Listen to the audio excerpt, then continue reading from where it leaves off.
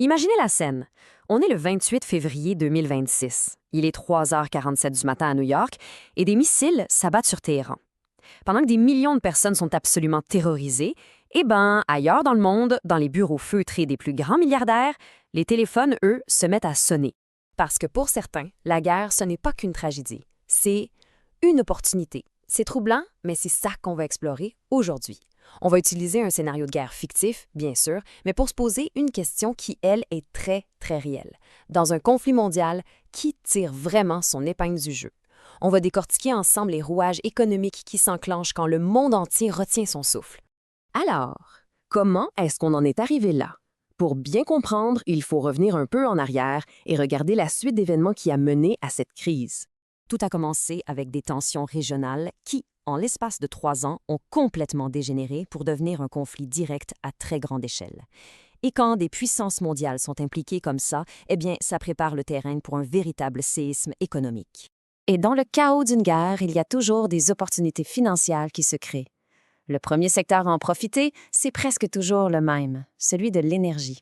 140 $, c'est le prix que le baril de pétrole brut a atteint. Il a suffi que l'Iran menace de fermer le détroit d'Ormuz, un point de passage crucial pour 20 % du pétrole mondial, pour que les prix explosent littéralement. Cette citation, même si elle vient d'un personnage fictif, résume parfaitement une certaine mentalité. Pour cet archétype du milliardaire de l'énergie, la guerre, ce n'est pas d'abord une tragédie humaine, c'est un événement de marché, un événement prévisible et donc un événement qu'on peut exploiter pour faire d'immenses profits. Bien sûr, l'énergie, c'est pas le seul secteur qui prospère dans ce genre de situation. Passons maintenant à une industrie dont le modèle d'affaires, par définition, profite des conflits, la défense. Regardez ce chiffre, 2,3 milliards de dollars.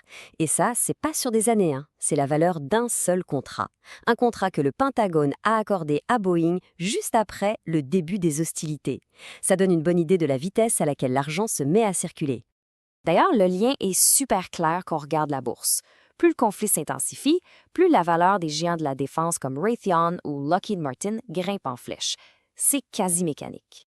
Ce tableau nous montre très concrètement le lien entre les outils de la guerre et les profits. Chaque missile Tomahawk qui est tiré, chaque intercepteur qui est lancé pour défendre un territoire, mais ça se traduit directement en revenus pour des entreprises bien précises.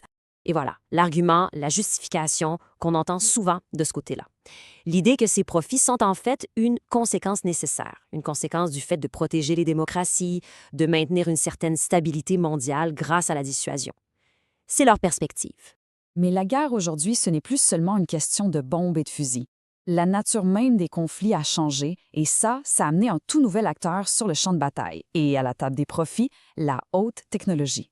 On ne parle plus seulement d'une guerre d'acier et de poudre. C'est une guerre de données, de satellites, d'intelligence artificielle. Et les entreprises de technologie, elles, sont maintenant en plein cœur de l'action. Des communications sécurisées par satellite jusqu'à l'analyse de données en temps réel. Ça, c'est la perspective sans filtre de l'archétype de la tech. La guerre, avec toute l'horreur qu'elle comporte, devient un terrain d'essai en conditions réelles. Un genre de laboratoire à ciel ouvert qui pousse les limites de la technologie à une vitesse qu'on verrait jamais en temps de paix. Mais, au milieu de cette course au profit et à l'innovation, il y a une autre voie qui émerge. Parce que ce ne sont pas tous ceux qui possèdent d'immenses richesses qui voient ce conflit de la même façon. Et cette perspective-là, elle change tout. Elle nous force à regarder le coût humain derrière les chiffres, les crises alimentaires, les famines, les hôpitaux détruits. Ça met en lumière le choix moral immense auquel les plus riches de ce monde sont confrontés. Au final, ça nous amène à la question centrale, la question qui dérange vraiment dans tout ce scénario. D'un côté, on a un petit groupe très puissant pour qui la continuité du chaos est profitable, et de l'autre, on a des millions, des dizaines de millions de gens ordinaires qui, eux, en payent le prix fort chaque jour.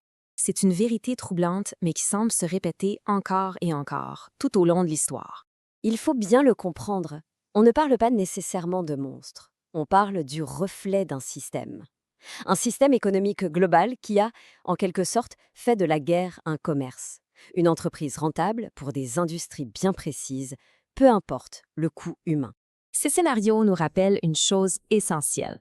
Toutes les guerres finissent par se terminer. Et quand la paix revient, ce sont les peuples, pas les profiteurs, qui doivent tout reconstruire. Ce qui nous laisse avec une dernière question fondamentale.